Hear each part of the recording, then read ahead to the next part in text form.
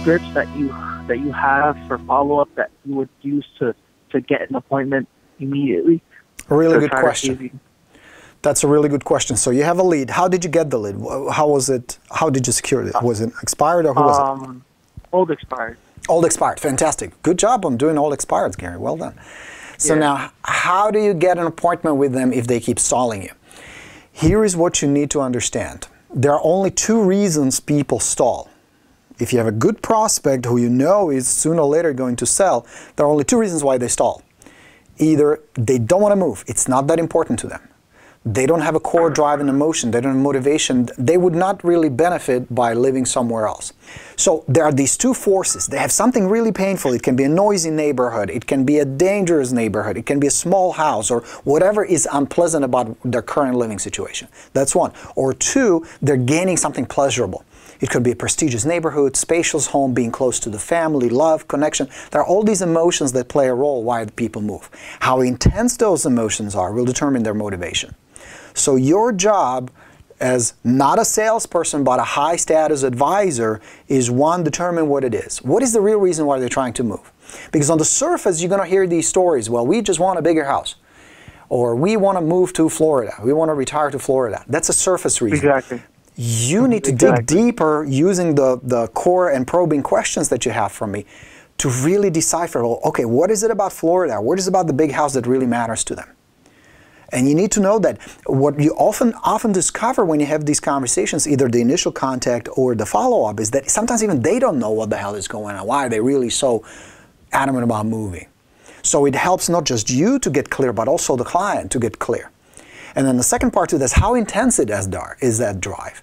Because some sellers will say, I don't really give a shit. If we can sell and get our price, then we'll move. If we'll stay here for another 2, 3, 5 years, it's no big deal. You don't have a motivated seller. You know what I mean? So your first order of business is determine what is it? What is driving them? What is the real reason why they would like to sell the house and move? That's one. Two, how intense it is. How bad do they want to move? And one of the best questions you ask is, well, let me ask you, Gary. Let's say we're on the phone, we've been talking with some report, and I would say, Gary, let me ask you this. What if the house doesn't sell in a year? Would that create a problem for you guys? And then if they say, well, shit, yeah, my job transfer is coming in 90 days, we got to be out of here. Bingo, I know I have a motivated seller. On the other hand, if they tell me, no big deal, we can stay here. It's a fine house, we're comfortable here. Unless somebody falls in love and is willing to pay our price, we're not going anywhere. You know you're in trouble. Okay? So your first and foremost job is to really understand their situation. What is their goal? Why are they moving? Where are they going? How soon they would like to be there? And what's driving them? That's one. And then two, your job is to develop enough trust and connection with them so they feel comfortable being open with you, where they can trust you. They can really tell you, well, Gary, here's really what's going on. My company is downsizing, so we have to relocate because I can't find employment here. We got to move. We're going to be moving to Florida. I have some prospects lined up there, and we need to be there in 6 months. Now you have something to work with, okay?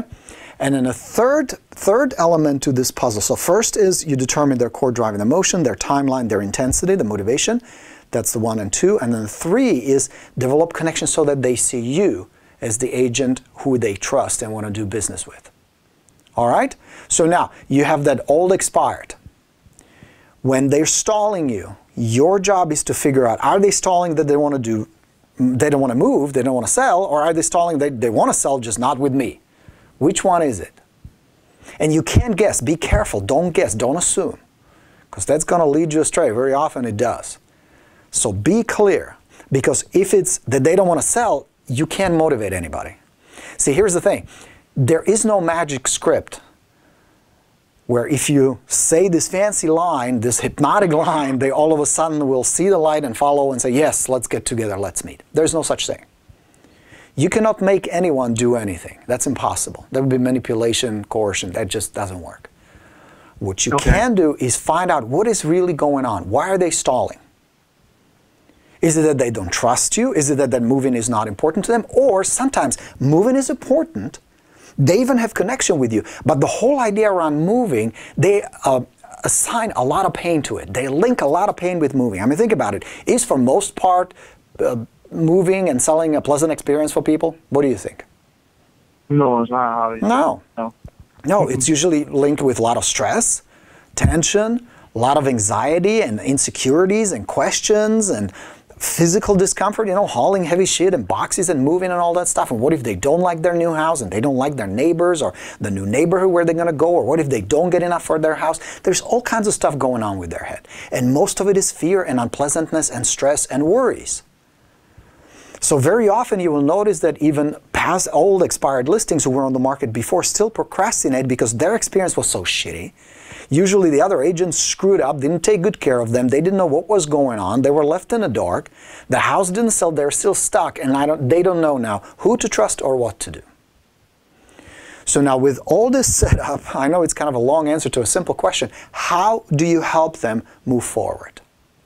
And you do it in two ways. One, of course, is develop enough trust, where you provide information, where you're not a pushy salesman just trying to get an appointment. That's number one, because the fastest way to get rid of them, the fastest way to push them away, is by just being aggressive and just gunning for the appointment, using some canned scripts or some sleazy tactics. So stay away from that. The second is find out. So let's say you and I are talking, I'm the agent, you're the seller, and I would ask, Gary, let me ask you, if you could have it any way you wanted to, would you prefer to stay here for another 6 months, a year or 2 years, or would you rather live somewhere else? What would you prefer? Borinos. I actually would like to move because I have a grandson that I would, you know, he lives in Florida, down south in Florida, and I see. You know, I really want to be with my grandson and his family. I have mostly family down there, and I really would have. It would really be a pain to just live here for so many years and not have my family around here in New Jersey. I understand. And I mean, we really don't know how much time we have left here, do we? So I get that. So now, ideally, if everything went perfect, how soon would you like to be with your family, enjoy the family time down there in Florida? What would work for you, Gary? I'd like to be there at least in 3 months. Okay. At least 3 months. Okay, good. So, see, now I know what is their core driving emotion, what is really driving them, what are their expectations, and what are they worried. And I would even ask, well, Gary, what is it about moving that worries you the most? I mean, I know it's not the most pleasant experience. You guys were on the market before and it didn't work out very well. What worries you the most? What's your biggest fear? What's your concern? Oh, okay. Those are great questions. Aren't they big questions? Yes. Now imagine how much trust you can develop with somebody who has the freedom to tell you. Because they can say things to you like, we got burned by our previous agent. He didn't tell us what was going on. There was no communication. We were left in the dark. We felt like he didn't really care. He just stuck the sign up in the front yard, never called us, never gave us any feedback. The only time I heard from him was when he wanted the price reduction. So now you know. And now you know which problems to address and which situations to avoid once you pick up the listing. Communication will be very important with folks like that. Building trust, very important. Giving feedback constantly. You know what I mean? Exactly. Okay?